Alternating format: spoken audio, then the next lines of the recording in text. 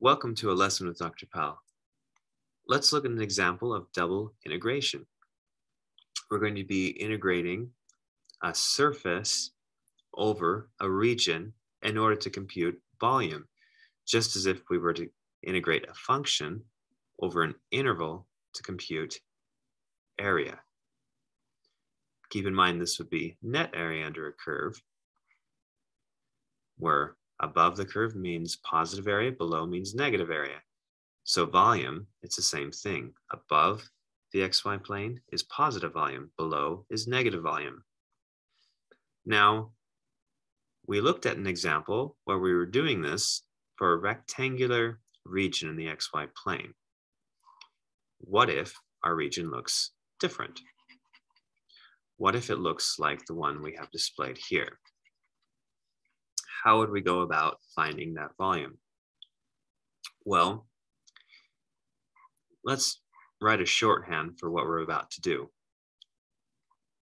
without actually knowing how we're doing it. This literally means a piece of area, dA, thinking of a little piece of dx and a little piece of dy. And this means the z value, or the height.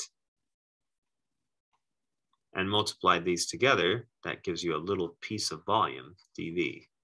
So shorthand, we could just say, write a double integral with an r here, signifying the region r, and just putting this for dA. Now, this doesn't tell us exactly how to compute anything. It just basically says what we're about to do, though. We have to do some work to know exactly how the iterated integrals will go, one after the other. So we need to kind of determine, as we do this, our setup, what we're going to have is we're going to have an outer integral and an inner integral. Now, let's decide how we're going to do our outer. Now, whatever we choose for our variable to be the outer one, we want it to be such that the bounds of what it's going to be going through are going to be constants. So for instance, if we chose x, then we pick the interval for x that denotes places in our region. So we'd be going from 0 to 1. So then we have our outer. Now for our inner, it'll be y. And we're going to try to think of what we're going to be going in here. So now keep in mind, whatever we have in here is actually like a function of x, because we're integrating a function of x. So this is going to output something in terms of x. That means it's going to depend, it's going to be a function of x and depend on an x value. So we pick an x value where this inner integral is going to occur arbitrarily. This x value is really going to go from here to here, but at one instant, let's see what it's going to be for dependent upon a particular x value. So let's pick an x value here and see what the y is going to be going through in this region.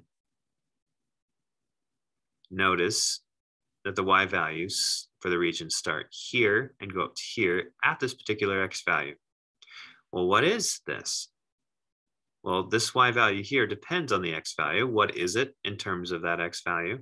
Well, we have the relationship between y and x on this curve right here. And that is given by this equation here. Y is equal to square root of x. So this point is square root of x at that particular value of x.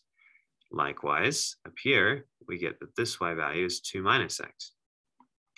So it looks like we're going to be going from square root of x up until 2 minus x. And what goes in here is our function xy. At this particular x value, x will be serving like a constant, and we'll just be integrating this inner part. So let's go for that. Let's first integrate this inner piece, and we'll sit that right neatly in here in this package of 0 to 1 dx.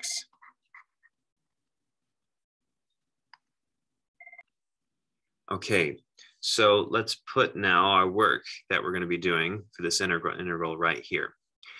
All right, so you do this, we take, thinking of x as a constant. In fact, we could even take this x value and just put it out here thinking of it as a constant with respect to y. And so we can do that. We could just have x, and then we're taking integral of y, which is just y squared. So x times, then we have y squared over 2, that is. The integral of y is y squared over 2. As we go from the bounds of square root of x up to 2 minus x. Okay, so we simply just plug this in and that. In fact, we can even factor out that 2. And so we end up getting x over 2 times, then we plug in 2 minus x into the square, give us 4 minus 4x plus x squared. Plug in the square root of x into the square, which is just x, so we get minus x. And that's what we have right here, and that's sitting in this integral from 0 to 1 of dx. Okay, now combine like terms. And multiply that x through and factor out the 1/2. So 1/2, 0 to 1, we get 4x, be negative 5x with these combining, and then multiplied by x would be negative 5x squared. And then we have plus an x cubed.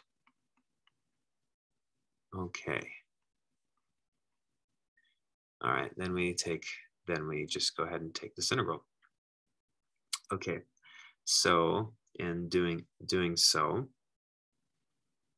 we end up having, and let's just write the work up here. We end up having 2x squared minus 5/3 x cubed plus x to the 4th over 4. And we've multiplied everything by half. Let's remember to put that half in there, and we go from 0 to 1. Okay, when we plug in 0, it's just 0 everywhere, so it's just amounts to plugging in 1. So we end up getting 1/2 multiplied by, looks like 2 minus 5/3 plus 1/4. So that's so that would be minus 17/12. So 2 minus 17/12, which would end up being 7/12, but remember the 1/2 out here up front. So we end up getting 7 over 24. So the volume underneath this surface over this region ends up being 7 over 24. Thanks for watching.